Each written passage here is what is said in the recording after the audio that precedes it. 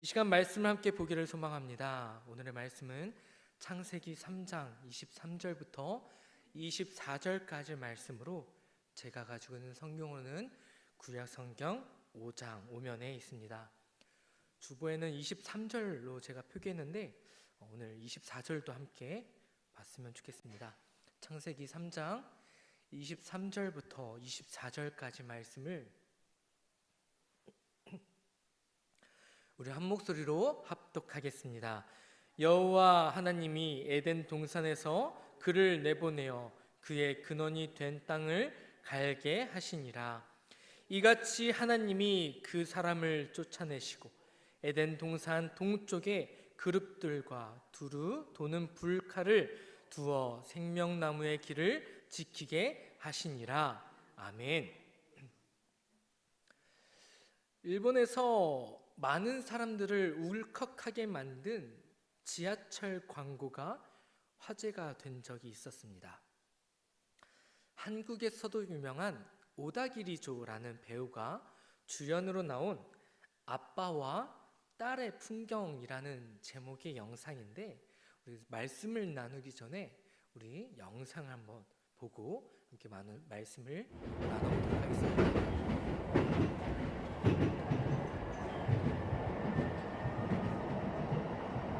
まもなく西谷です。お出口は右側よし降りようか。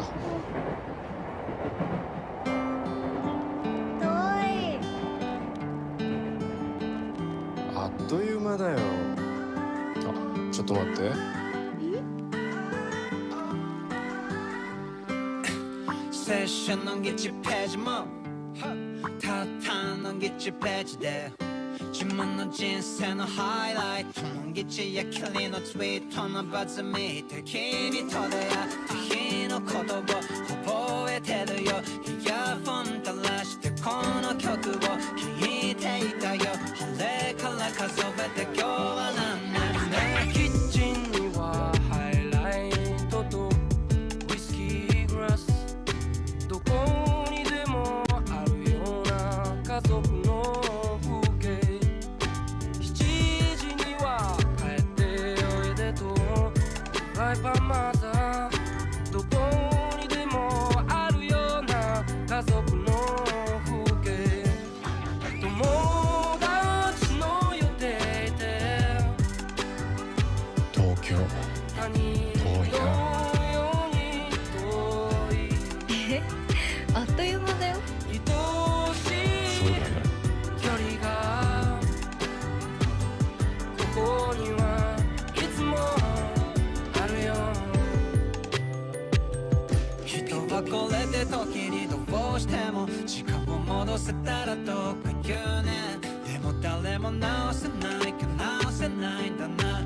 昔からそうだし、まあ、しょうがないね。きっと先は深くて不安定。でも僕よくじゃつまんない。タイムマシンに乗り込んでトラベラーになれたら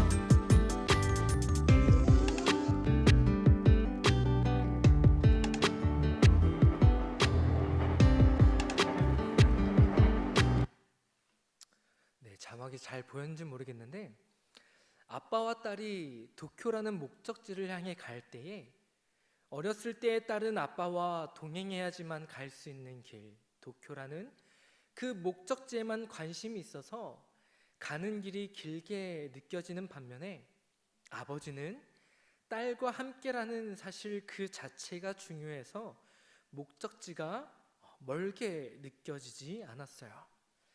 반대로 성인이 된 딸은 더 이상 도쿄라는 그 거리가 물리적인 시간이 멀리 느껴지지 않는, 더 이상 아버지가 없어도 도쿄를 갈 수 있는, 홀로 서기를 할 수 있는 반면에 아버지는 더 이상 딸이 커버린 그 모습 속에서 목적지로 가는 길이 감정적으로 멀게 느껴지는, 딸과 헤어질 수밖에 없는 아버지로서 남아있는 그 자신의 시간을 보며 아쉬움 속에서 하는 대사가 손을 놓은 그날로부터 넌 어디까지 멀리 갈까라는 말을 통하여서 딸을 향한 아버지의 사랑과 마음을 볼 수 있었던 영상이었습니다. 하나님의 사랑은 무궁무진하다라고 하죠. 우리가 생각하는 하나님의 모습, 하나님의 사랑은 용서해 주시고 또 언제나 우리에게 기회를 주시고 또한 품어주시는 모습이지만 오늘의 말씀을 보면 그런 사랑의 모습과는 다르게 어떻게 보면 하나님께서 너무나 매몰차게 보일 법한 기회조차 주시지 않는 그런 모습을 보여주고 있습니다. 그런데 오늘의 설교의 제목이 뭐예요?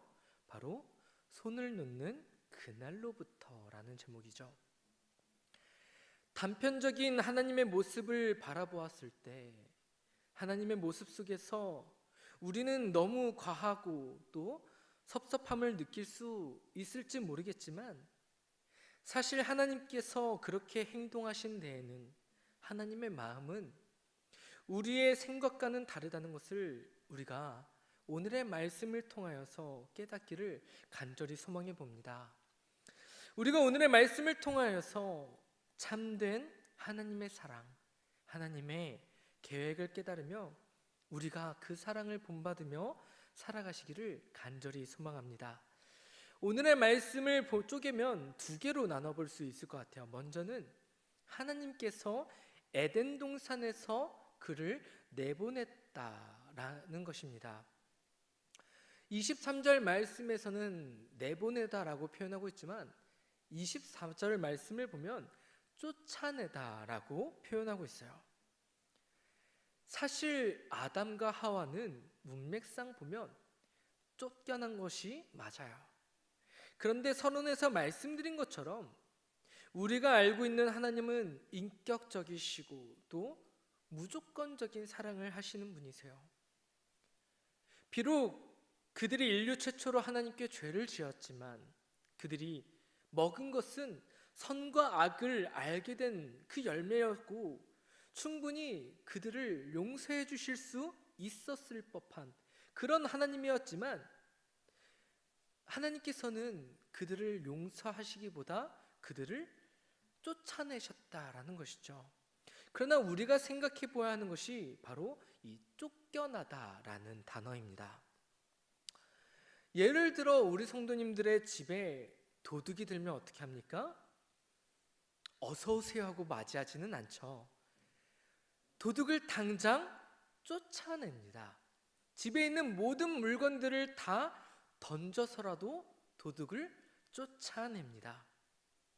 반면에 자녀가 부모님에게 너무나 큰 잘못을 저질러서 부모님이 화가 나면 어떻게 합니까? 당장 집에서 나가라고 소리칩니다. 쫓아내요. 그러나 그 말의 의도는 뭐예요? 잘못했다고 빌어라. 그럼 용서해 줄게 라는 의도가 담겨 있습니다. 도둑을 내쫓듯이 쫓아내려는 그런 의도가 담겨 있는 것이 아닙니다. 그러나 그 안에는 속상함과 동시에 사랑이 담겨 있는, 자녀를 향한 사랑이 담겨 있는 말이다라는 것이죠. 하나님께서 아담과 하와를 내쫓으신 것도 이러한 문맥이다라는 거예요. 아담과 하와가 하나님께 죄를 지었어요.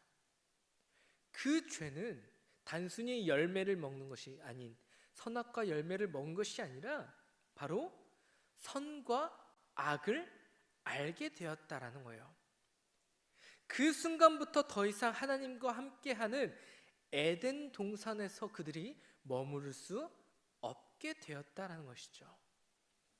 그 이전에는 자유의지가 있으면서도 하나님의 말씀 안에서 살았습니다. 그런데 그들의 삶은 이제 하나님의 말씀 가운데서 선을 기준으로 삼아 사는 것이 아니라 이제는 그들 스스로가 선과 악의 기준을 세울 수 있게 되었다는 것이고 판단할 수 있게 되었다는 거예요. 하나님으로부터 떠나는 삶을 살 수 있게 되었다는 것이죠. 이제는 더 이상 하나님을 100% 온전히 의지하고 순종할 수 있는 상태가 아니다라는 거예요. 그런데 그곳에 아담과 하와만 있느냐? 하나님께서 처음 인류를 창조하실 때 명령한 것이 있었죠. 생육하고 번성하여 땅에 충만하라라고 말씀하셨습니다. 아담과 하와가 그곳에 계속 남아있게 된다면 결국 에덴 동산은 어떻게 변합니까? 하나님과 교제하는 거룩한 장소가 되는 것이 아니라 결국에는 죄인들이 가득 넘치게 되는 땅으로 변화된다라는 거예요. 에덴의 뜻이 우리나라 말로 번역하자면 낙원이잖아요. 더 이상 그곳은 낙원이 될 수가 없는 곳으로 변화된다라는 것이죠. 그래서 하나님께서 어쩔 수 없이 그들과 영원히 함께하기를 원하셨지만, 그들을 에덴 동산에 영원히 머무르게 하시고 싶으셨지만, 그럼에도 불구하고 그들을 내쫓았다라는 것입니다. 하나님께서 그들을 쫓아내는 그 말씀 안에는 속상함과 동시에 하나님께서 그들을 사랑하는 마음이 담겨 있다라는 것이죠. 그럼 그 말 안에 왜 사랑이 담겨 있느냐? 두 번째는 하나님께서 그들을 내보내시는데 어디로 내보내셨어요? 그들의 근원이 된 땅으로 내보내셨습니다. 하나님의 세상에서 떠나 일반 세상으로 보내셨어요. 영원한 삶에서 죽음이 있는 곳, 시작과 끝이 있는 곳, 흙으로 만들어져 흙으로 돌아가는 곳으로 보내셨어요. 모든 것을 누릴 수 있었던 곳에서 그 땅을 갈 수밖에 없는, 수고하고 노력해야지만 누릴 수 있는 곳으로 하나님께서 보내셨어요. 땅으로 간다는 것은 결국 수고와 노력이 필요한 것임을 의미해요. 결국 가만히 놔둬서는 수확을 거둘 수 없다라는 것이죠. 이렇게 비교했을 때 하나님께서 내보내신 곳은 비참해 보이는 곳으로 보일지 모르겠지만, 하나님께서 보내신 땅은 결국에는 그들에게 사명으로 맡겨주신 땅이다라는 거예요. 땅을 갈면서 그 힘든 삶 속에서 하나님의 말씀에 순종하지 않은 그 대가가 얼마나 그들을 힘들게 하는지 그들 스스로가 깨닫고 경험함으로써 그들 스스로가 겸손하게 만드는 것이고요, 죄인된 내 삶을 돌아보게 만드는 것이에요. 그 여정 속에서 그들은 결국에 하나님을 다시 찾게 될 것이고요, 하나님과 인간 사이의 관계가 회복되어지는 그런 시간과 공간이 된다라는 것입니다. 그렇게 바라보았을 때 그것은 꼭 하나님께서 인간에게 내리는 저주가 아니라 하나님께서 그들을 사랑하시기 때문에 내보내신 사랑의 땅이다라는 것이죠. 우리를 내버려 두지 아니하시고 돌아볼 수 있는 기회를 주셨기 때문이다라는 거예요.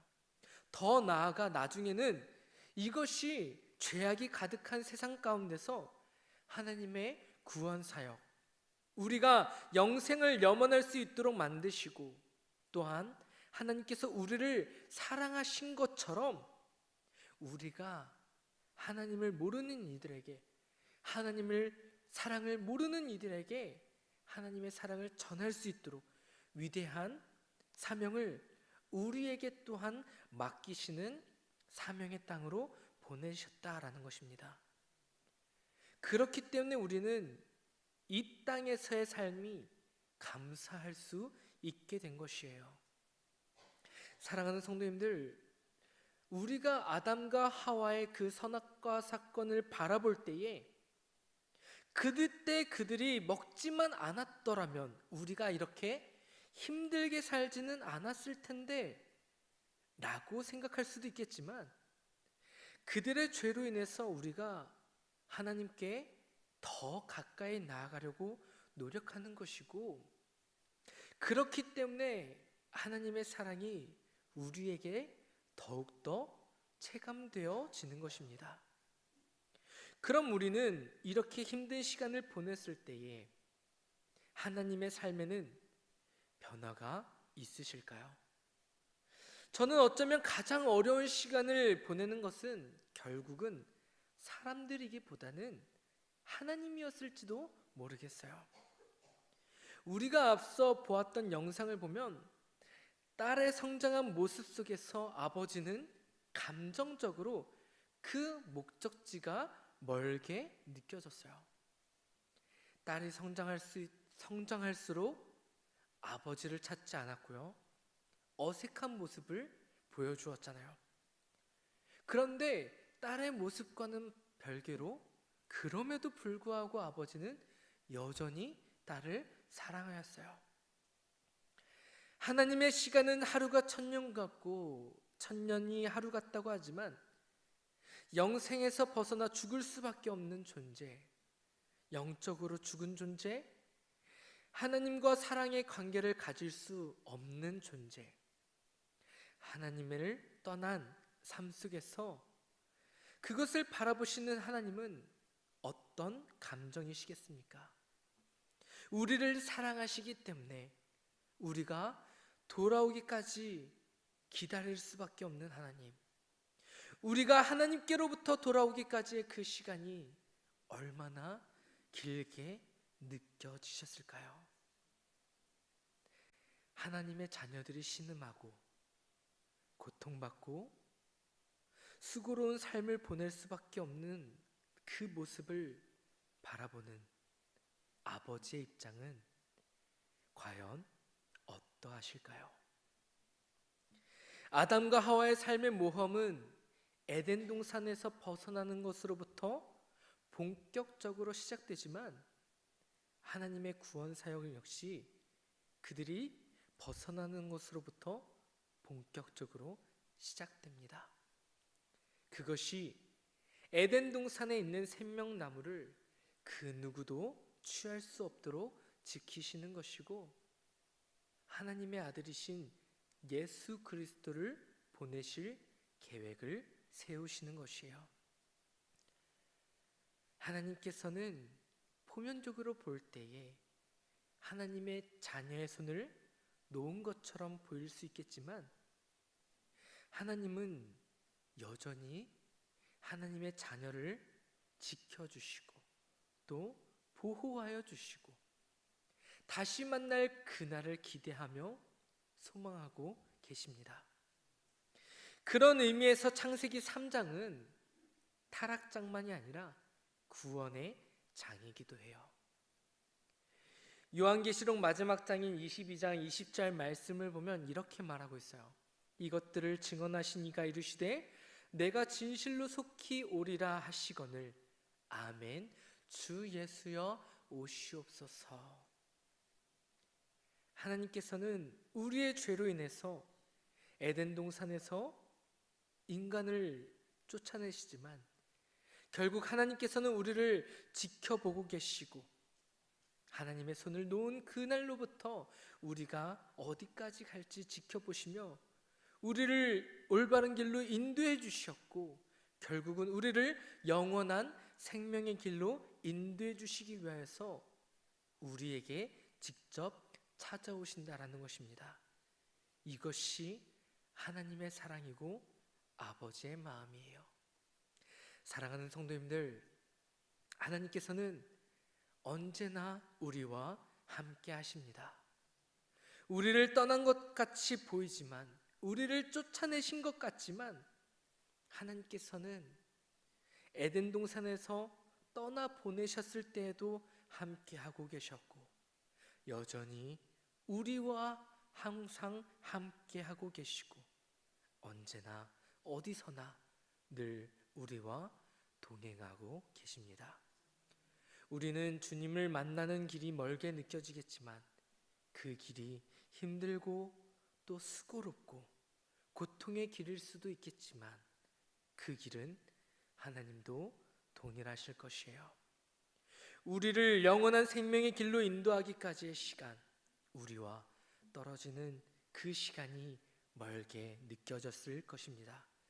우리가 오늘의 말씀을 기억하면서 영원한 하나님의 사랑을 기억하며 우리의 삶의 모험 속에서 함께 하실 주님, 우리를 포기하지 아니하시고 고난과 수고로움을 통하여서 우리를 낮아지게 하시고 하나님만 바라보게 하시는 하나님의 그 은혜에 감사하며 오늘도 우리와 함께 하실 그 주님과 동행하면서 한없는 기쁨의 삶을 누리시는 저와 우리 성도님들이 되시기를 간절히 소망합니다.